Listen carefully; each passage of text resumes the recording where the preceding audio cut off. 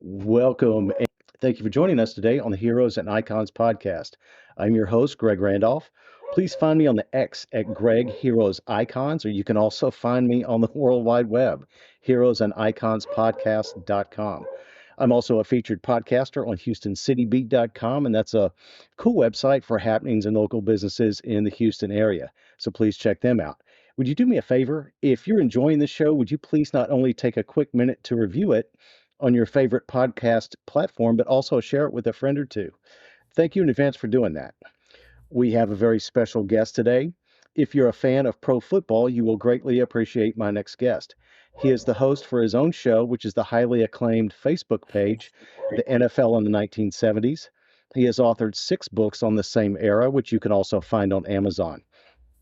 If you're not familiar with Joe's Facebook page, he engages the most intriguing angles of the NFL in the 1970s, and he also offers a chance for comments and opinions.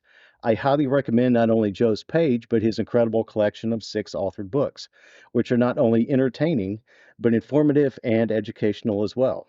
He is a member of the Pro Football Writers of America, which to me is just as cool as being an accomplished author. And he is also a member of the Pro Football Researchers Association. His sixth and latest book, which I'm currently reading and very much enjoying, by the way, and I have it. I'll find it. Oh, here it is. I got it right here, I'm going too. to cut my intro and show everybody the book. There we go. So I was saying that's the one I'm currently reading and very much enjoying, and it's titled "From the Outhouse to the Penthouse: The Football Journey of Pro Football Hall of Famer Larry Little," and of course that can be purchased at Amazon, etc. My guest today is Joe Zagorski. It is a tremendous honor to have you on the show with me. How you doing, Joe? I'm doing fine, Greg. Great to be here. Thank you. No, you got it. Thank you. So, Joe, when did your interest in the subject of the NFL of the 1970s begin? Oh, gosh, I was in third grade. That's a long way ago. Back in Yep. 1971, I started watching pro Okay. football. And just, it was part of my childhood that I always loved. And later on, as I got older, I hearkened back to that era and thought, man, wouldn't it be nice to write a book about that whole decade? And even though some had been written about it, I wanted to Yeah. write a really, really comprehensive book about the decade. So I did.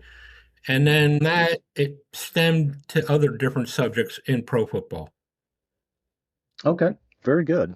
I wanted to ask you this. So, when you begin the process of writing a book, how do you select a player or a topic to cover, or does somebody seek you out, or how does that work? It's kind of different. I try to write about things that nobody else had previously written about. That's not always easy to do because a Sure. lot of times publishers, they're not really too keen on what happened 5 decades ago. But I love pro football and I loved it in the 70s. So I tried to think of, different things that hadn't been written about or different people. For Hmm. example, I couldn't believe that O.J. Simpson's 1973 record of Hmm. 2,003 rushing yards, nobody Hmm. had written a book about that. And so I wanted to write a book about that. And I did. There's a guy I grew up watching up in Pennsylvania. That's where I'm from originally, named Bill Hmm. Bradley, not the senator from New York or the New York Knicks basketball player, same guy, Sure. but Bill Bradley was a safety for the Philadelphia Eagles.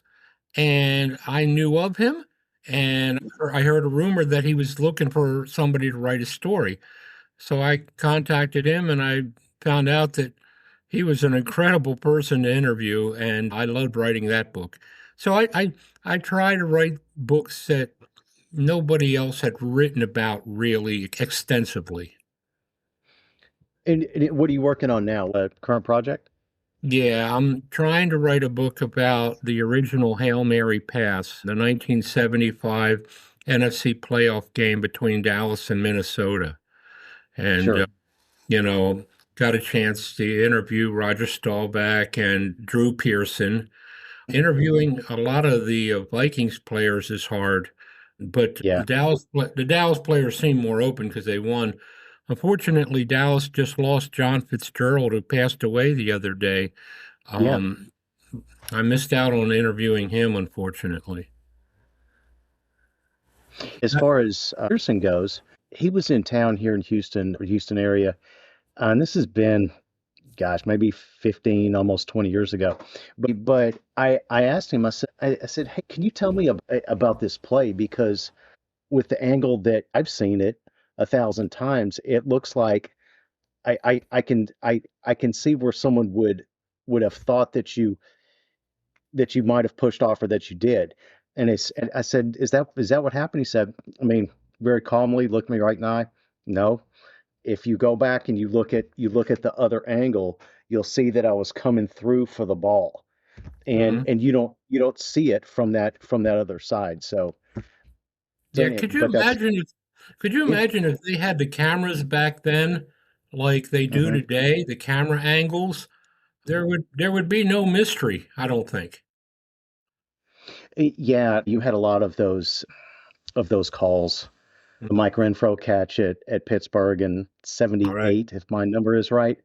I mean, that 79. one certainly sticks out. You know, there was a ball that Cliff Branch trapped in the Sea of Hands game. Yep, There's that. So, I mean, I'm sure that's just the tip of the iceberg on those things. for sure. So let me go back to to the book writing process. What is for you, Joe? What's the most intriguing part of the writing process? There are several parts. Hmm. You got to do the research, and that can be time consuming, but it can be fun as well, especially if you Hmm. can uncover some gems that you didn't ever read before. And then there's also just trying to get a publisher. That's a challenge in and of itself because you kind of have to be like a salesman of sorts to try and Right. sell them on your idea. And then there's, you know, drawing up an outline. What do you want the book to say mostly? And then you Hmm. have to try and section it off and try and figure out, what's in chapter one, two, three, four, whatever. There's nothing in a writing process for me anyway that Hmm. isn't isn't really intriguing in some aspect and challenging. It's never boring for me. It's but it can be time consuming Hmm. and like my first book, the NFL in the 1970s, took me Yeah. 6 years. It took me 6 years to write it. Yeah, I had a full-time job at the time. So Sure. I was only writing at night and on weekends. And it took me 6 years from the time I started writing until it got published.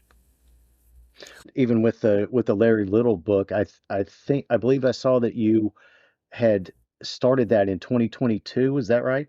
So it took you the better part of 3 years.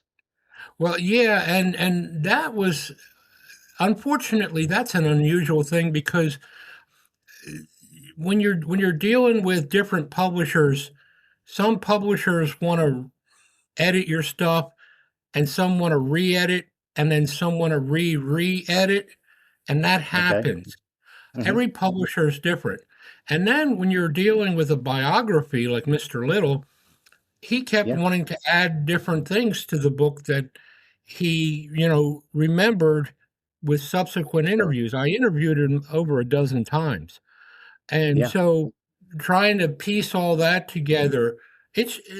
it is time consuming, but Yeah. it's part of the process.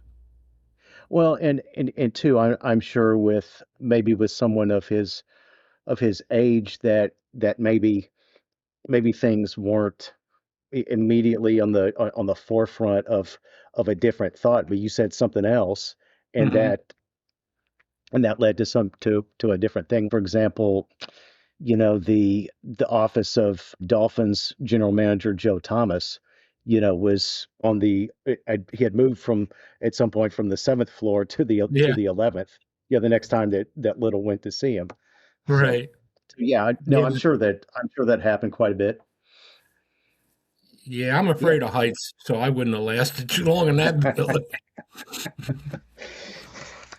he was somebody that, and then obviously he was somebody that Larry Zonka had words with the Dolphins general Mhm. manager about, hey, like, well, yeah, we're already talking to him or whatever. It's like, well, how do you know about him? And so, well, I just ran into him down the down at the car dealership. Like Mhm. I can hide behind him, and I'm pretty sure that with the beating Zonka took in his first 2 years, that that having somebody like Larry Little to run behind and hide behind was maybe a big priority. Well, Larry Little was like a phenomenal athlete. And Hmm. it's really incredible how so few colleges really scouted him because for a big man as big as he was Hmm. one of the fastest offensive linemen in the Yeah. league at that time. Hmm. And when Yeah. you combine power and speed from an Hmm. offensive guard position, it's really incredible. And once he joined the Dolphins, their running game improved phenomenally. Oh, I bet it did, and I'm sure he worked well with Jim Langer, another Hall of Famer, and Bob Kuechenberg. We'll talk about him in a little bit. Somebody that I think should be in the Hall of Fame. You and a Um, lot of but people, yeah. Absolutely. Uh, Let me jump back to the O.J. Simpson season Hmm. in '73. So he ran for 2,003 yards that season. And what I thought was interesting is that when the Dolphins were at Buffalo that year, the Dolphins defense was getting on the Bills like what are you guys doing? Not even trying to get a first down or win the game. And and they just thought that was pretty foolish for just having that singular purpose in mind to get him his record. Well, in in speaking about, like as far as with, I can understand the Dolphins' point of view, especially their defense, but I can also understand Buffalo's point of view. In '73, their Hmm. passing game was barely existent. It struggled Hmm. mightily. And Yep. so Simpson and Jim Braxton, the fullback, the running game was their bread and butter. And it's important to note that in that first game, Miami shut the Buffalo running game down completely. But in the Hmm. second game, OJ was able to get his 100 yards in that game. And Right. and and Joe Ferguson was just a rookie at that time. He he Okay. he wasn't really the proficient passer that he would become. So I can understand Miami's point of view, but I can also understand Buffalo's point of view. Well, sure. I mean, I'm sure they felt like they had to go with their strengths, and that was a certainly a record that they wanted to get, Hmm. for Simpson, for Yeah. sure, and they were able to do it. So, yeah, good for them. Let's see. Okay, we talked about that. Let me talk about. I've got some other questions here about just different elements of the uh, of the NFL in the 1970s. So let me ask this: how common was it to see fans throwing bottles and other things like batteries and Coke bottles or beer bottles, whatever, at the referees and the players, and which stadiums were the worst for this? In the '70s, it wasn't that common, surprisingly enough. There's only two instances where I kind of remember it happening, and Hmm. one was in 1970, the Okay. Oakland Raiders at the Kansas City Chiefs, Okay. and the fans really took it out on the refs in that game. And the only other time was in '75 in that playoff game between Minnesota and Dallas, where somebody hit a linesman, Armin Terzian, in the head with a whiskey bottle. That's And it. Yep. and he required stitches, was able to run off the field. That was the only time in the '70s. Now, after that, as we're getting into the '80s and the '90s, that's Hmm. when it really, I mean, in Philadelphia, Sure. Jimmy Johnson was the Dallas head coach, Hmm. and he was pelted. They had D cell batteries packed in ice Oh, balls they were throwing at oh, him. And I mean, I'd never seen anything like that before. And then years later, again, with the referees involved in hmm. Cleveland, the Cleveland Browns fans were throwing a lot of beer bottles one afternoon. But I think that was in the 90s or early 2000s. Interesting. When Zonka was a, a rookie, one of the veteran players told him, "Hey, when we go out to the field, we go out to the sideline, wherever they might have been." He said, "Put your helmet on and keep it on." And sure enough, something came in and you know nailed him right in the helmet. He said, "See, you see why I told you that now?" And I so, forgot, I you forgot know, one other thing. In 75 in Buffalo, mhm. Chuck Foreman of the Vikings got hit with a lot of snowballs too. I forget that. Oh, Yeah. sure, sure. I'm sure that those are just the only three we know about or Yeah, that we've heard right. about the most. You know, interesting, good stuff. Let me ask you about. Let me jump back to the Dolphins here. As far as being the greatest team of the 1970s, I mean, for me, it's the 72 Dolphins, perfect season, undefeated, 17 and 0. Why do you think there's so much debate about their strength of schedule or their perceived lack thereof? I don't know. You talk to the players, and obviously, back at that time, well, even today, the teams don't make the schedule. The league Right. makes the schedule. And Yeah. so none of those Dolphins players had any any kind of input into who they would play. Same, not even Don Shula had any input Hmm. as to who he would play. So, Yeah. you I I asked Larry Little about that, and he considers it, and I'm sure the rest of his teammates do. He considers it an insult that people would say that their team had a weak schedule. Yep. Now, you look at the one loss records of the teams that they played during the regular season. Granted, Hmm. it wasn't that great, but Right. nobody knew that it wasn't going to be that great before the season began. There's, Yep. there's, you know, there's, and then you also have to consider that they still had to win two playoff games and a Super Bowl to be crowned world champions. And by the Right. time you get to the playoffs, you're not playing a bunch of stiffs. Hmm. The Cleveland Browns gave them a heck of a game in that divisional Hmm. playoff game. Yeah. And then Pittsburgh gave them a heck of a game in the AFC title game.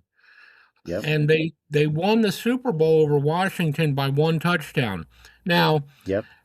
the score wasn't really indicative of how much Miami dominated in Mhm. that game. But still, Right. a key play here or there, and that could be a tied game. So, I mean, but Miami proved their mettle. They won the tough games. They won all the games. They Yeah. had close games in the regular season that year. They beat Buffalo by a point. Buffalo played them tough in 72 in that one game. They Yep. beat the Jets by 4 points. They Yep. played them, but they managed to win. And that's the mark of a champion. If you can win, the games you're supposed to win, Right. and that's how you get into the playoffs, really. I would add the game at Minnesota was really close too. There was a last minute Mhm. touchdown where Mandich snuck out on a delay and wide open. Yep. So yeah, Yeah, I forgot yeah. about I that. mean, Now that was the third week of the season. Yeah. yeah. Oh wow, that early on. Okay, Yeah. I was thinking it was later in the year for some reason. Yeah. And that was Okay. by beating Minnesota in that game. It was that early in the Oh, year, and Miami yeah. became the only undefeated team in week three. So there was nobody else undefeated after week three except Miami. Yeah, and I think what people lose sight of is what you were saying. That's that no matter who they played. it didn't matter what their record was. They still had to Right. beat them, one. And then secondly, the Dolphins had been to the were in the Super Bowl the previous year. So maybe they had a little bit of a target on their back, and those teams were treating the Dolphins game like it was their Super Bowl type of thing. Well, yeah, pretty much. And when I interviewed Mercury Morris for this Hmm. book, he told me they were only focused on the next game. They did Right. not care about anything else but that game. And Hmm. and that's a tribute to Don Shula. He kept Yep. them so focused that, Hmm. you know, I asked Norm Evans, great Yeah. lineman, and I asked him, when did you feel pretty secure that you were going to go undefeated in the regular season in 72? And he said, when there was 2 minutes left in our last game of the year against Baltimore and we were shutting them out. So 2 minutes, I mean, they were not overconfident. Didn't matter who they were playing. Yep.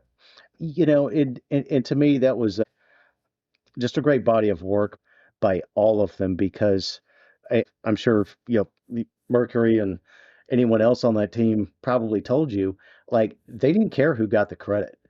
And Nope. like if this player got a touchdown, that player got a touchdown or interception or fumble, whatever it was, they didn't care as long as, hey, we won. Shula was able to get everybody to buy in to his system. And so I think that You speaks to know, him the, a lot. the 1970s is known as the me decade. Well, there was Hmm. no me. There was no me in the Dolphins in 72, that's for sure. It was a we Yep, decade for them. that's right. That's a good way to put that. Let's see. We talked about bottles, talked about that. Wait, so let me segue on to the coaches theme here.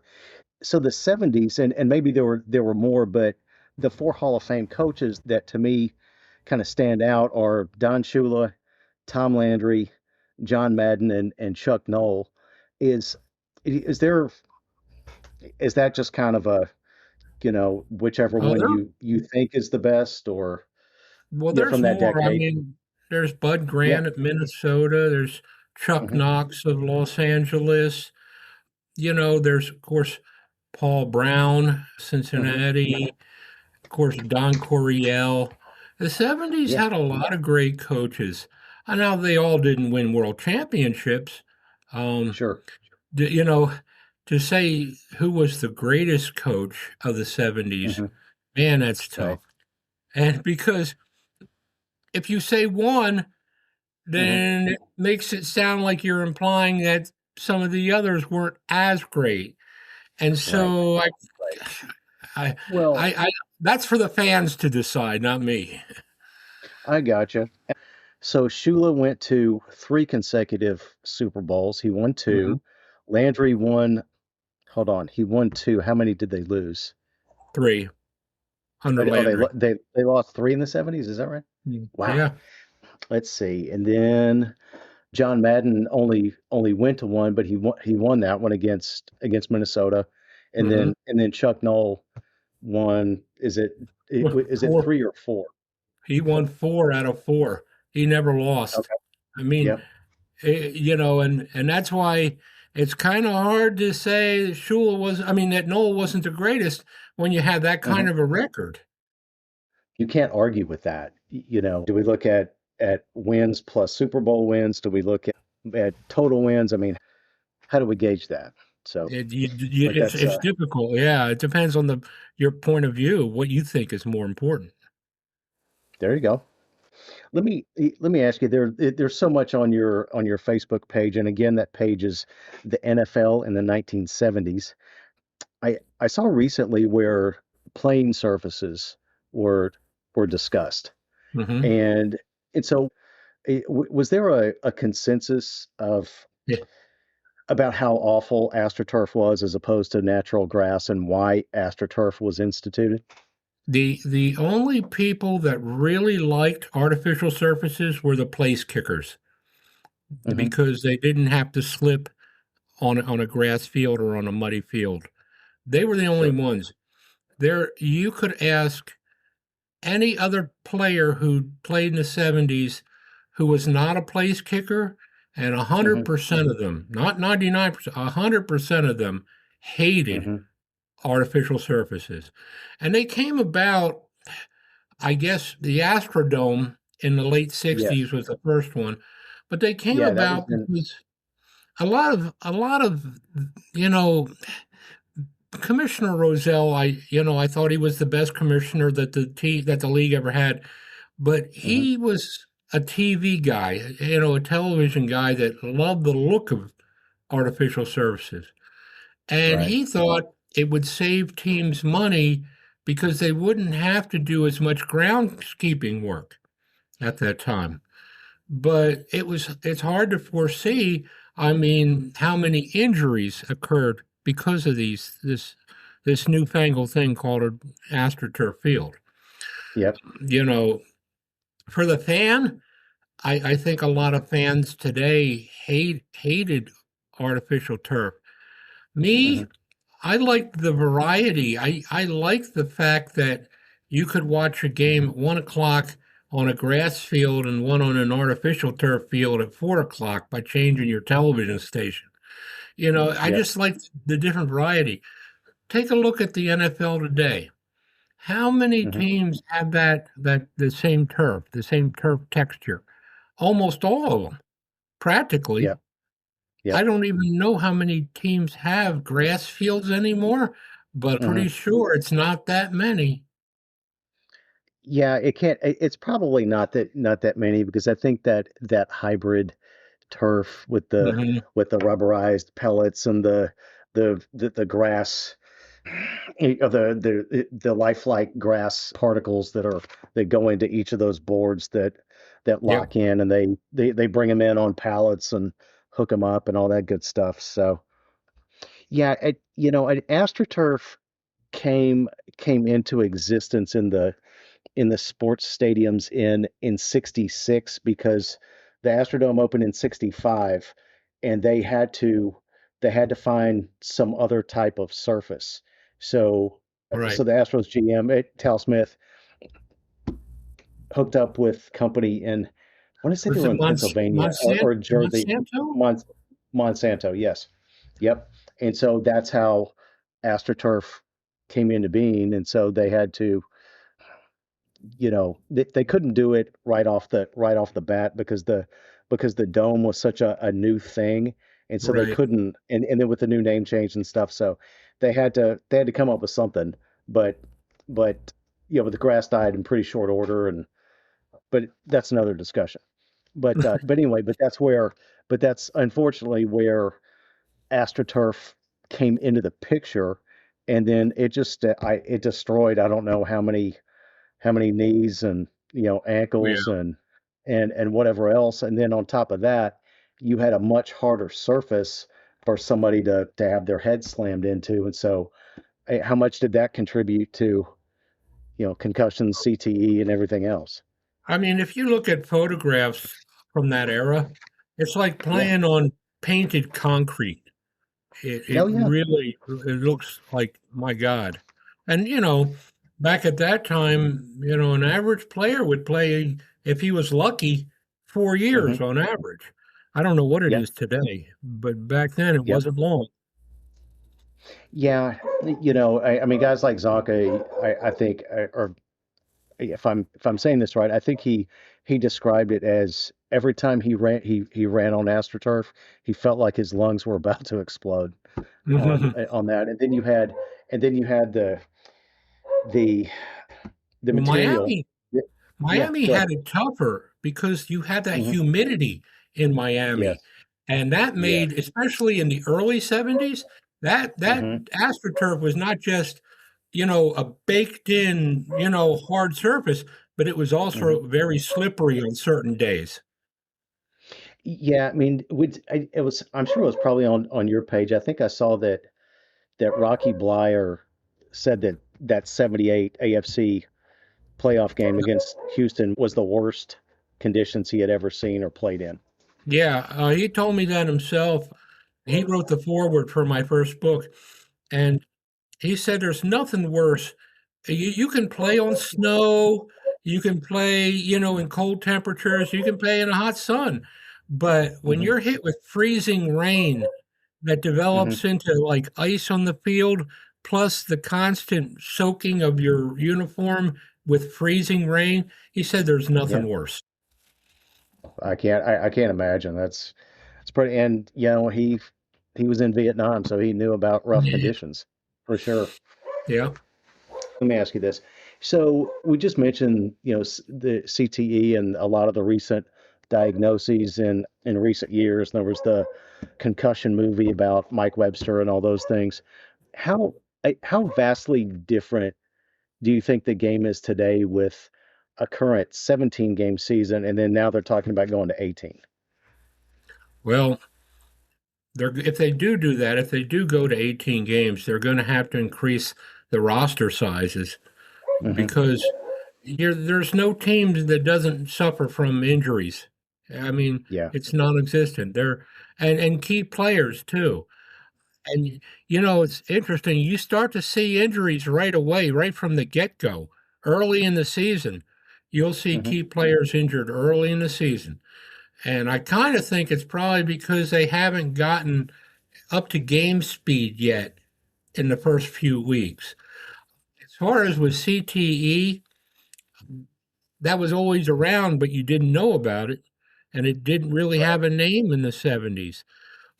But concussions were always a part of the game, Hmm. even with improved helmets. Today, the helmets that they're wearing today are the best that they've ever had, Hmm. as far as to try and prevent concussions. Back in the 70s, you really just had that shell. You didn't really have a whole lot of padding. Later on, you got more and more as the years went by, but it was it was kind of like you had to improve over time. When I interviewed Bill Bradley a few times, he was telling me about one concussion that he remembered in Pittsburgh against the Steelers. He said that all he could hear was somebody's telephone ringing over and over again, and he kept telling the trainers, "Will somebody please answer that phone? Will somebody please answer that phone?" And it was a telephone that was going off in his head. That Oh that's my that's God. how how he described his concussion. Those guys got beat up really good back then between the concussions and the other injuries. Like one of the guys on the Dolphins, Bill Stanfield, had he and Vernon Herter collided, and that caused a lot of damage to Stanfield's neck, and he had to get part of his neck fused together. But after that, he could only drink half of a Coke because he couldn't tilt his neck back any further to tilt the can. And Shula told those guys, "Look, you guys might have a lot of injuries. All these other guys that you played with have similar types of things, but at least you guys have something to show for your efforts, for your Mhm. work with the two Super Bowl titles, right?" So, I mean, I guess that is it's a big price to pay, but I think any of those guys would probably tell you they would do it all over again without hesitation. And it's probably true for any sport. When you're a kid, you grow up loving playing it. And, you look back on your career and you probably think, yeah, I could have done something different, but I really enjoyed playing the game. I know Mr. Little told me that when he was in elementary school, he knew that's what he wanted to be, was a pro football player as a little Hmm. kid. So, and he he did whatever he needed to do to make that dream a reality. It Hmm. wasn't he wasn't given like a silver spoon. He worked hard to get where he became a Hall of Famer. Oh yeah, absolutely. Let me talk about, or let me ask you about some of the uniforms, the logos that that teams had in the 70s, and and before or a little bit after. But which of those to you should never have changed, and which of those should return to their teams? The Buccaneers, or I know the Oilers' rights are with the Titans, but the Patriots or Bengals, whoever. Well, I wish that every team today could go back to those 1970s uniforms because Hmm. to me they were the best of the best. I There were so many that I liked back then that I don't Hmm. see anymore. I was a fan of Yep. the old Philadelphia Eagles white helmets with the green wings. I Sure. love that Yep. one. I Yep. A lot of people don't believe this, but I love the Bengals one. It was the simplicity with the word Bengals along the side of it. I Yeah. thought that was neat. And of course, I love the Patriots with Pat the Patriot hiking the football. I mean, that was so artistic. And I just wish every team today could go back to those 70s, uniforms.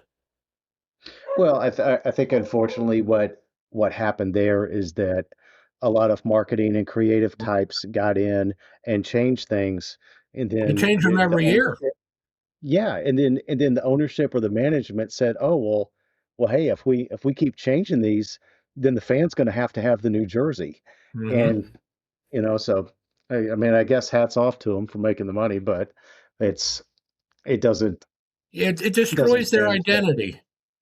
Yeah, yeah, absolutely. Let me uh let me ask you this. I'll come back to that in a second. So you're a member, Joe, of the Pro Football Writers of America, right? Hmm. So what was it like for you to achieve that honor? And then what does excuse me, what does that distinction afford you professionally? Like, I mean, do you get a vote in the Pro Football Hall of Fame selection process? No, no, no, no, no. It just looks good on a resume. Hmm. I In the early 1980s, I wrote for a couple of newspapers in Pennsylvania, and for Hmm. several years I covered the Philadelphia Eagles, and Hmm. that's kind of how I got into the Pro Football Writers of America. Okay. It looks good on a resume. I'm also a member of the Pro Football Researchers Association, and all you really have to do to join that is be a fan and pay your Hmm. $35 or something like that. So, but but as far as getting a vote, and no, I don't get. I think that a lot of people would be, pretty upset with me today if I Hmm. had a vote in the Hall of Fame because I'd be putting in so many 1970s players it wouldn't be funny. Who were It's my who were favorite. some of those? I'm sorry. Go ahead. I think I know what you're going to ask me. Who were some of the players I think should be in there? Otis Taylor of the Chiefs for one, Hmm. L.C. Greenwood of the Steelers for another. Oh gosh. Of course, you mentioned him earlier, Bob Kuchenberg of the Dolphins. He should be in Hmm. there. Yep. There's a lot of guys I think that should be. When I Hmm. see different players go in there today, and I'm Hmm. thinking Kuchenberg was better than him. L.C. Greenwood was better than him, and I see the Yeah. unfairness of it all. And what's Yep. really sad is that, you know, a lot of the guys from the 70s, they're dying, and they're Yeah. never going to get a chance to experience that honor. Hmm. I remember how long it took Bob Hayes to get in, and he didn't get in until after he passed away. Yeah. So, Yeah. there's a lot of things that are unfair with that.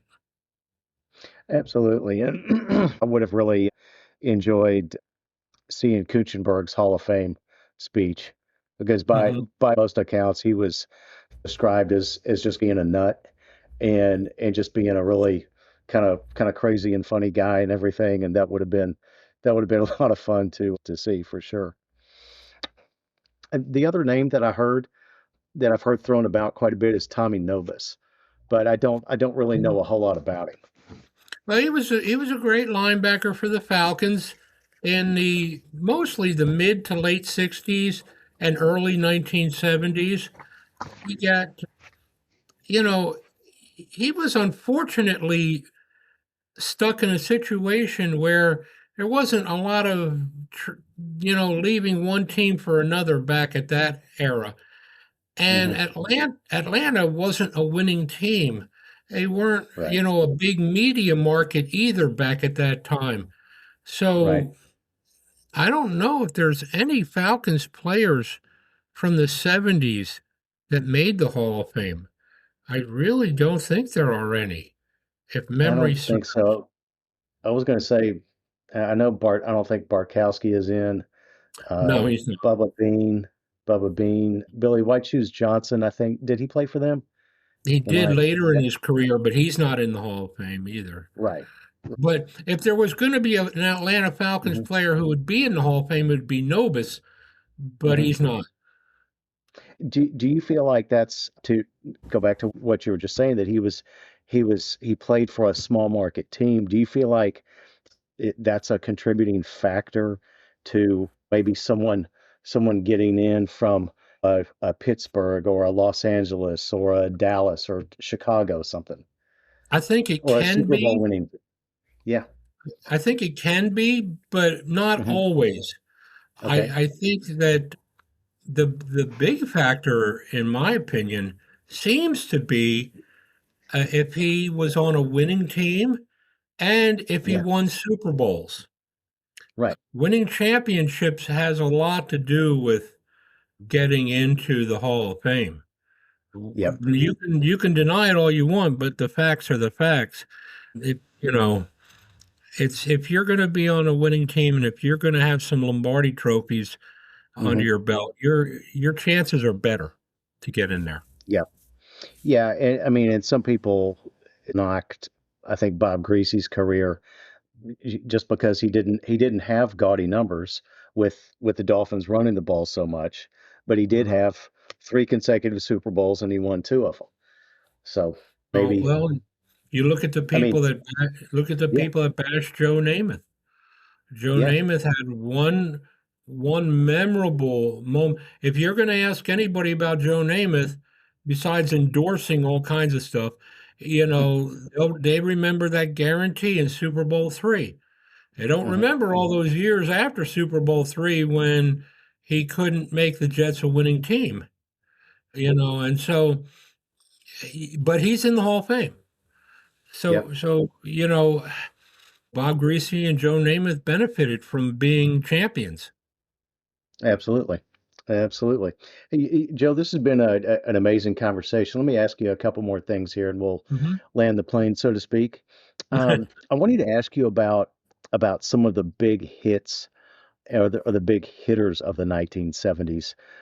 I'm probably going to give you a Dolphins reference here, but I think one of the biggest hits that I ever saw, and I'm not being biased here, was the Minnesota game in '72, where Greasy had to get rid of the ball a little bit sooner, I think, than he wanted to because he was getting pressure on Norm Evans' side, and he threw the ball up a little bit. Zonka had to come up and jump up and get it, and Roy Winston just almost cut him in half.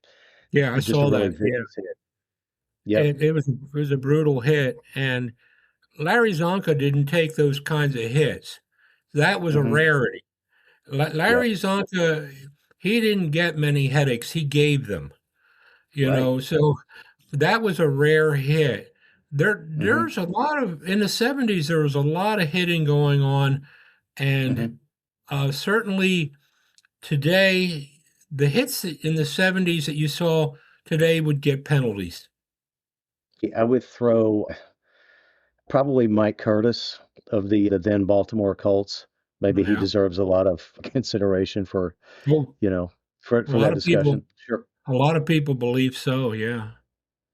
As far as Monday Night Football, let me ask you this. We know about the Earl Campbell game in '78, his rookie season against the Dolphins in the Astrodome, but were there other games like that in the '70s on Monday night? There were some. There Hmm. were some, and for different reasons. I can Hmm. remember in '76 there was a game played at RFK Stadium between the Cardinals, who were in Hmm. St. Louis at the time, and the Hmm. Washington Redskins, who were the Redskins at Hmm. the time. And Yep. it was a monsoon. It was pouring down rain on a natural grass field at RFK Stadium. Hmm. And there was, I mean, nobody could hold on to the ball because it was so slick and wet with all that rain. Hmm. The rain didn't stop until hours after the game. That was one Yeah. that was really memorable. But there were others as well. The Dolphins, because they were a winning team, they played in their share of them. I remember in Hmm. '73, the Pittsburgh Steelers came to the Orange Bowl and they Hmm. started Joe Gilliam at quarterback in that Okay. game. And Yeah. within about a half an hour, Dick Anderson of the Dolphins had three interceptions to his name Hmm. and two touchdowns, two return touchdowns. You know, Yep. that was a memorable game. But Pittsburgh came back in the second half of that game to make it very close. But Hmm. Miami won. You know, there were Monday Night Football had its really great decade in the 1970s, in my opinion. It did. If the Dolphins were playing and I wanted to watch them, I was allowed to stay up for Mhm. the entirety of the Oilers game in '78. So I'm in third grade at this point, and my parents were like, "Okay, but if you don't get up for school in the morning like you're supposed to, then all bets are off. We're never letting you do this again." So I lived up to my end of the bargain. Yeah. But otherwise, when Howard Cosell came on at halftime and did the halftime highlights, that was I could watch those and that was it. Yeah, the same with me. Yeah. It As I got older, my parents let me stay up later, you know, Sure. but in the early '70s, I started watching in '71. Hmm. If I was pretty much allowed to watch to the halftime highlights. Now, Yeah. it's important to note in my household, I had two sisters, and Okay. we had one television. Right.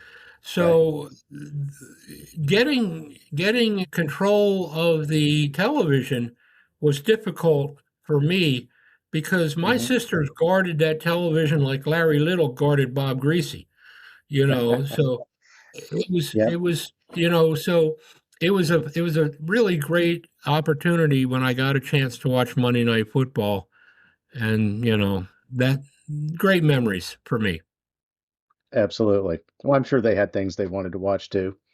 Sure. Oh yeah, they didn't Um, want to watch football for some reason. You Come know, on. girls, you know. Hey Joe, if someone wanted to research the NFL in the 1970s, and aside from your Facebook page, what would some good resources be that you could point them to? Maybe it's a certain collection or a library or a simple search on YouTube. Well, I hate to sound like an egotistical person, but the Hmm. book that I wrote on it has over almost 450 pages of, and I break down every year of that decade. Every year has a chapter, 70, 71, 72, and Hmm. I tried to put as much in there as I possibly could. I think if they're able to read through that entire book, because it took me Hmm. 6 years to write it, Sure. I think that will give them a great start to researching the '70s in the NFL. Oh, very good. Very good. Joe, what's the best way for listeners to contact you if they have a question or a comment? And is there another place besides Amazon where they can find your books? Yeah, you can find my books at Barnes and Noble, their website, and the Hmm. Amazon website. The websites are the best place to go because catching them in a bookstore, it's not it's not really that easy. Uh, Sure. every bookstore is different. Some stock different books other than, you know, down in Miami, you might find my book on Larry Little, but Hmm. if you're up in New York, you might not. So the Sure. websites are the best way to get it. And I forget what was your previous question? I'm sorry. Oh, just the best way for listeners to Oh, contact to you. contact me. Yeah, go on my Facebook page, the NFL in the Hmm. 1970s, and Hmm. hit Messenger and Okay. go through there. And I try to get to those messages at least once every couple weeks. Also, I have a website, Mhm. joezagorskiwriter.com, and Okay. you can read about all my books on that website. Okay. And what I will do in the podcast show notes, I'll put links for all of those for for the Facebook page, for Barnes and Noble, Amazon, and then for your webpage as well. I appreciate that, Greg. Thank you very much. Yes, sir. Well, Joe, I've thoroughly enjoyed our conversation today. Me Thank you too. very much for speaking with me today. I'm so grateful to you personally for your research and compiling all of these incredible stories. This is really just an absolute blast, and the pleasure was all mine. And I can't thank you enough for being my guest today. Oh, well, thank you, Greg. You're too kind. You take care of yourself and enjoy the NFL draft coming up. Oh, you do the same. You do the same. Okay. All right. All So right, long. Oh, see you, Joe. Thank you. Bye bye. Bye bye. All right, everyone. Thank you again for listening to the Heroes and Icons podcast with your host, Greg Randolph. Once more, thank you very much to our guest, Joe Zagorski. And again, his page on Facebook is the NFL in the 1970s. I highly recommend it, as well as any of his several books on the NFL greatest players and moments from that incredible decade of football.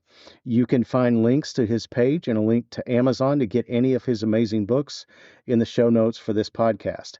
Thank you again, everyone, for listening. Have a great night, and God bless.